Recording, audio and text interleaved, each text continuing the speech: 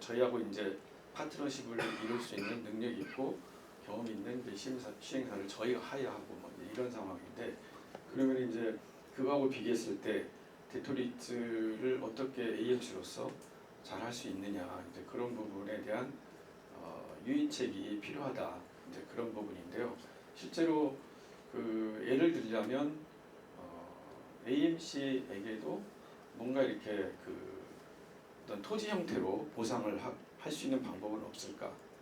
그러니까 그 여러 가지 이제 또 만약에 500억짜리 땅을 확보하려면 지주가 지금 아까 10억, 한 사람당 10억이라고 그랬는데 100명을 상대로 해야 됩니다.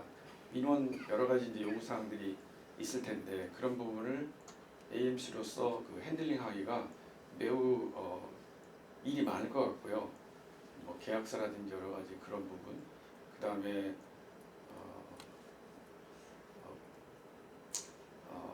보수도 되게 낮을 것 같고, 아까 그 말씀하신 것 중에 인하우스에 그 개발 인력이 있으면 좋겠다라는 얘기도 그 김종환 사무관님께서 하셨는데, 그 자산관리 회사 중에서 인하우스에 그 개발 자문 인력을 가지고 있는 회사는 아마 거의 없을 거라고 봅니다. 근데 저희 회사 같은 경우는 엔지니어링 파트의 인력이 지금 3명이 있는데, 거기에는 설계팀도 있어야 되고 그 개발 그 건설 CM 역할을 할 수 있는 개발 자문 인력도 있어야 되고, 그러려면은 상당히 그 개발 사업에 많은 어떤 레비뉴를 창출할 수 있고, 또 그런 그 인력을 충분히 이제 급여를 줄 수 있을 만큼 뭐가 일감이 있어야 되는데, 그런 부분들이 준비되어 있는 AMC가 사실상 별로 없을 거다, 이제 그런 부분이 현실인 것 같고요. 그래서 그런 이제 AMC가 PM사도 AMC가 그 평가해서 하야할 수 있게 이렇게도 해주고, AMC에 대한 어떤 가이드라인을 이렇게 만드는 것도 좋은데, 문제는 그게 자발적으로 그 민간 부분에서 참여할 수 있는 유인책이 과연 뭐가 있을까?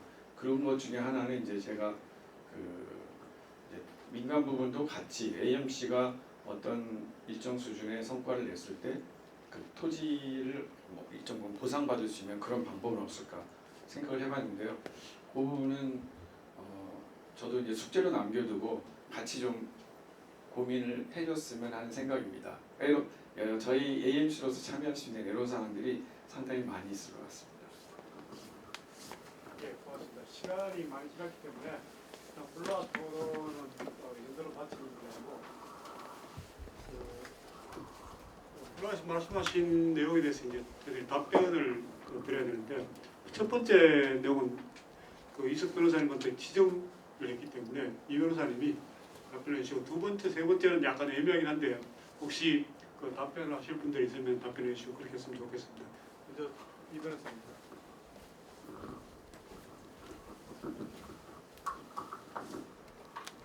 그 질의하신 내용이 아마 헌법상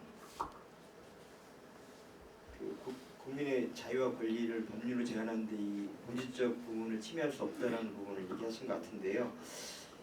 취지는 충분히 이해됩니다. 다만 이 표현이 좀 그런데 이 표현은 좀 수정해서 원칙적으로 금지한다라기보다는 지금도 그 토지보상법상 그 토지 대토 보상권을 신청한 그 지주들에 대해서는 1년간 현금 전환 신청을 못하게 돼 있거든요.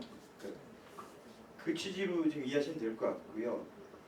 그 여기 대토 보상 리츠에 참여하는 거에 대해서는 온전하게 그 자유가 부여되어 있습니다. 그래서 내가 이걸 하기 싫으면 안 하면 되는 거고요. 그리고 원칙적으로 금지한다기보다는 일정 기간 그 여러 가지 기준에 따른 아까 김영환 상관님 말씀하신 부분이 상당히 좀 설득력이 있다고 생각하는 게, 주식 가격이 예측이 돼야 되는데 이 깜깜이들 아까 말씀드렸지만 이 대토의 구조를 잘 모르는 사람들은 도대체 대토 리츠에 들어간 주식 가치가 얼마인지 모르거든요. 그러니까 사업계획이 구체화된 상태에서 그 적정한 가격이 산정될 수 있는 시점까지는 서로 간에 과도한 피해와 과도한 이익이 주어지는 경우를 피하기 위한 목적이라면 이 정도의 제한은 가능하다고 생각이 됩니다. 이 정도로 답변을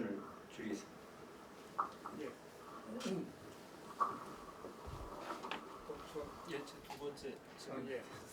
두 번째 질문은 그야말로 누구를 위한 제도인가 그런 질문인데 일단 우리 사무관님께서 그에 대해서 답변해 드리겠습니다. 예, 저도 그 부분에 대해서 고민이 굉장히 많은 편에서 고민을 했습니다. 제가 제일 첫 번째 의문이 들었던 부분은 과연 우리가 여기 신도시를 개발한다고 하지도 않았음에도 불구하고 어떻게 저 많은 사람들은 그걸 알고 저기에 땅을 샀을까라는 이런 일차적인 의문이 있었고요. 그런데 이제 저희가 아까 말씀드렸던 것처럼 지금 이제 우리 LH에서도 발표를 했고 세종에서도 발표를 했는데 이 대토에서 나오는 유동성 문제를 풀어주지 못하는 이유 중에 하나가 바로 거기에 있습니다. 예. 그거를 구분이 안 된다는 겁니다. 실제로 여기서 대출을 받아서 내가 여기에 땅을 산 사람이냐 아니면 정말 내가 원래 지주인데 자식을 결혼시키기 위해서 어쨌든 땅을 담보로 대출받아서 줬는데 그래서 나는 그런 상황이냐를 사실은 구분하기가 굉장히 어렵습니다. 굉장히 어렵고요. 그래서 지금도 이 대토로 받을 수 있는 면적은 또 제한이 되어 있습니다. 그래서 지주가 굉장히 뭐 이만한 거대 지주라 하더라도 내가 받을 수 있는 면적은 딱 제한이 되기 때문에 그 사람들이 전부 다 이렇게 하는 거는 아니라서 부득이하지만 모든 사람들을 다 좀 포용하기는 좀 어렵지 않겠냐. 대신에 되려 우리가 이 유동성에 관련된 부분을 인정을 해주면 되려 토지에 대한 투기를 더 조장해 주는 셈이 되는 것이 아닌가 뭐 이런 우려가 좀 있는 부분도 있어서 그런 부분은 조금 저희가 고려하기가 좀 어렵지 않겠냐 이런 생각이 좀 듭니다. 네, 그래서 그 부분은 그렇게 답변을 드릴 것 같습니다. 예. 사실 지금 이제 말씀하셨죠. 그 두 번째 질문은 참 이게 우리가 도대체 뭐가 더 좋은 건지 판단하기가 참 어려운 그런 문제입니다. 다만 이제 이번에 그 대토보상 리처는 일단 처음에 접근할 때 우리가 과다 유동성이 한꺼번에 불리는 것을 우리가 최대한 막자 그런 취지로 접근한 게 아닐까 싶습니다. 그래서 그런 관점에서 이거는 기획이 나는 거고 사실은 그 질문하신 거는 이런 뭐 단순히 오늘의 주제뿐 아니라 우리가 부동산이든 뭐 또 다른 부분이든 늘 고민해야 되는 그런 내용들이고 그래서 그거에 대해서는 여기 계신 분들이나 또 국토부 담당자분들이 앞으로도 계속 좋은 고민을 해주시지 않을까 그렇게 기대를 합니다. 세 번째 그 회장님 질문에 대해서는 혹시 누가 답변해 줄 분이 있습니까? 사실은 그게 그 약간 건의 비슷한 그런 내용들도 있었던 것 같은데 혹시 어떻게? 우리 회장님 말씀하신 거 예. 저도 그 의견을 좀 드릴까요? 예, 그렇게 하시죠. 시간이 많이 흘렀기 때문에 간단히 느끼는 말씀드리면 결국 지금 현재 대토리스라는 확정된 픽스된 그런 틀만 가지고서 전체를 해결하기는 상당히 어렵다고 봅니다. 지금 LH가 한 30조를 생각을 하고서 사업을 한다고 할 때 그래서 가급적 많이 끌어들이는 게 최고 중요하지 않겠습니까? 그렇다면은 그거를 사람들이 우선 쉽게 들어올 수 있도록 만들어야 되는데 그건 뭐냐 유동화를 쉽게 할 수 있도록 해줘야 된단 말이에요. 그렇다면은 LH가 30조 중에 한 10조 정도는 유동자금을 내가 운영한다고 생각을 하고 생활자금이 필요해서 나 주식을 좀 물러야 되겠다든가 좀 그걸 담보로 해서 뭘 돈을 융통을 해야 되겠다는 사람들한테 판매 조건부로 주식을 살 수가 있거든요. 그러면 나중에 자기가 원하면 또 다시 사가도록 하는 그런 제도를 운영을 하고 아까 정인환 박사님 말씀하셨지만 다른 개발 방식도 또 도입해가지고서 다양하게 운영을 하면은 그것이 쉽지 않겠지만 그 해결의 길이 보일 것 같고요. 또 우리 김대영 회장님 말씀하신 것도 이걸 주식을 갖다가 AMC가 인수할 수 있도록 허용을 해준다잖아요. 그래서 돈 급한 사람들은 팔게 나가게 하고 필요하면 뭐 그것을 그 의결권이 없는 주식으로 해서 AMC한테 넘기고 나가라고 이렇게 제도의 융통성을 많이 발휘하면은 큰 대토리스 틀 속에서 여러 가지 다양한 해결책이 나오지 않을까 이렇게 생각을 하고 그런 면에서 좀 더 연구를 좀 많이 해주셨으면 좋겠습니다. 지금 이 자리에서 우리 조 선생님한테 답변하라 그러면 어렵겠죠.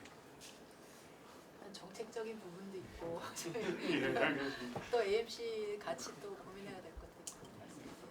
그 제가 알기로는 레치 공사가 돈이 좀 있는 걸로 알고 있는데